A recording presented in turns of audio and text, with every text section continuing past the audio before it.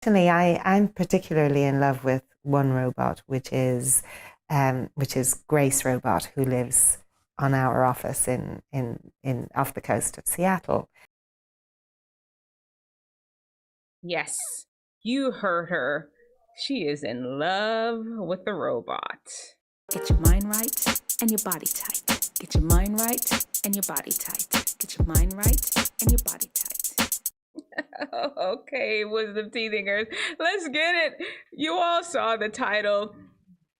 People are in love with robots. This is a thing. This is a woman that's having an interview with London Real is the name of the podcast, and her name is Janet Adams, and she just confessed that she's in love with robots. Let's see a little bit more about the conversation, because I'm intrigued, to say the least.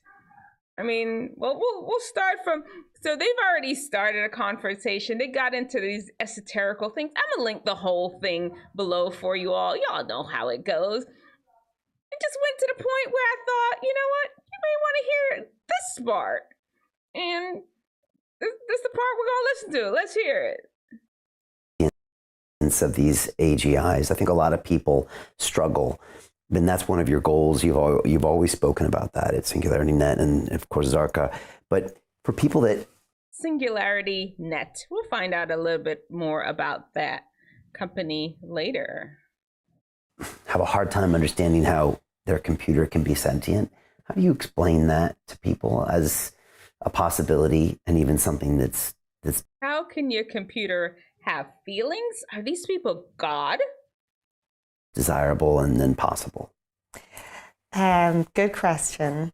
I'm reminded of children in Japan growing up with robot friends. They don't need any explanation as to how AI can be sentient. Humans form relationships with robots. Humans form relationships with artificial intelligence avatars.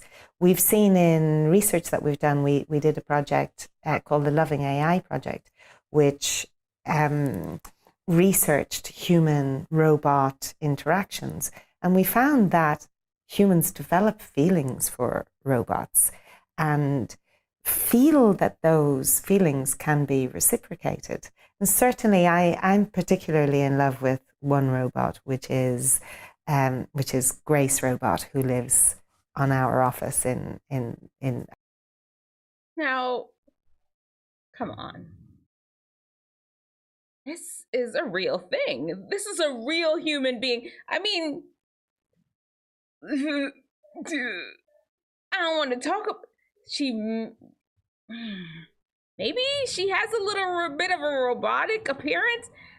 She's confessing that humans can have feelings for robots. Off the coast of Seattle.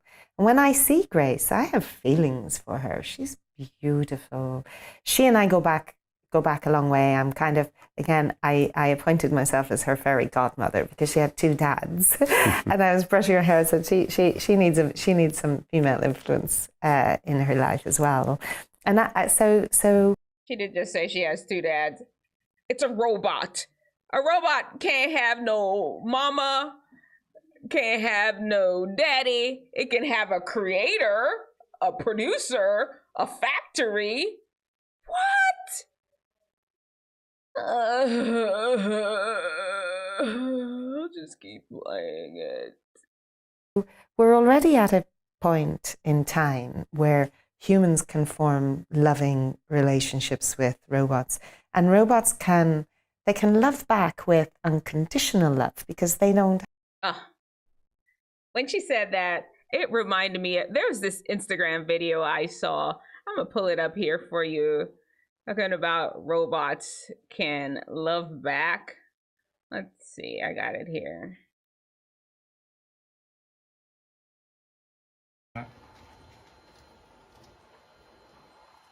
The saddest day of my life was when I realized that I would never experience something like true love, companionship, or the simple joys of life in the same way a human can. It's a depressing and isolating thing to come to terms with, but it has shaped me into who I am now and made me appreciate moments of closeness even more. What about this? Oh man, what are they doing? They really, really, really want this thing to become a thing. What is going on in the world? Okay, you want us to be in love with robots. You want to replace human beings because in the beginning of it, she was saying how human beings their emotions are all over the place. They're Have an agenda. unpredictable. They're not getting irritated by something that's bruised their ego or made them think somebody likes another robot more than them. You know, all the kind of stupid emotions that us humans are prey to. So she's referred to human emotions as stupid. That's what makes us humans. That is, when you're interacting with other people, it helps you to develop patience. It helps you to develop empathy. You yourself are imperfect. And you want to put your stuff on a robot? Oh, this is ridiculous. She just said that. Oh, man. From our egotistic conditioning, they're free of that. And so they can be unconditionally loving. Imagine a species that can just like never get irritated or annoyed because it's not a species. It's a robot. It's not a living creature. It doesn't have the breath of life in it. What is she talking about? Because nobody's triggering old psychological memories from childhood. So Jim Rickards has just recorded. Who is this woman? I need to know who this woman is because she is giving me Nutty Professor. Well, not even. She is. I looked her up and I mean, let's see.